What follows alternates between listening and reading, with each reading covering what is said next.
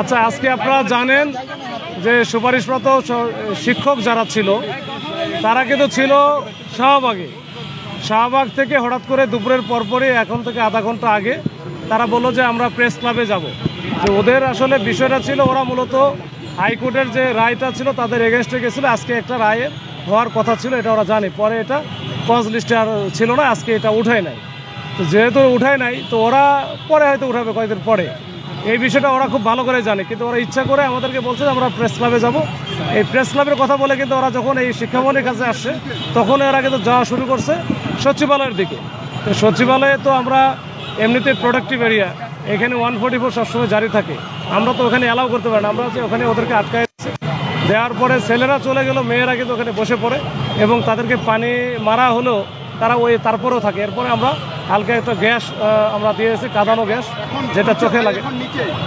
এই কাঁদানো গ্যাস দেওয়ার পরে সবাই উঠে গেছে, এখন এরা বিভিন্ন দিকে চলে গেছে। তো এই হচ্ছে অবস্থায়। এই একই গ্রুপ গত 2 সপ্তাহে মানে মিনিমাম 7 থেকে 8 বার বিভিন্ন জায়গায় তারা এই যে অন্যায়ভাবে কিন্তু যাচ্ছে। কখনো রাস্তা দখল করতেছে, কখনো সচিবালয় দখল করতেছে, কখনো হাইকোর্ট দখল করতেছে, কখনো শাহবাগ, আজকে আবার এই শিক্ষাভবনের সামনে।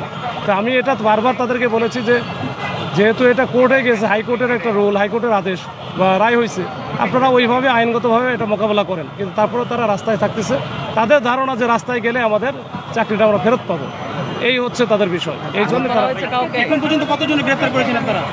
না, গ্রেপ্তার করা যেগুলো হয়তো বা আমরা ধরে রাখছি, এটা আসলে গ্রেপ্তার বলবো না আমি।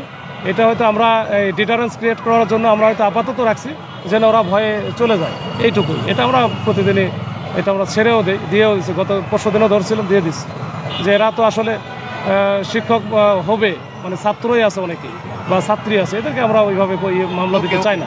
ঠিক আছে, থ্যাংক ইউ ভাই।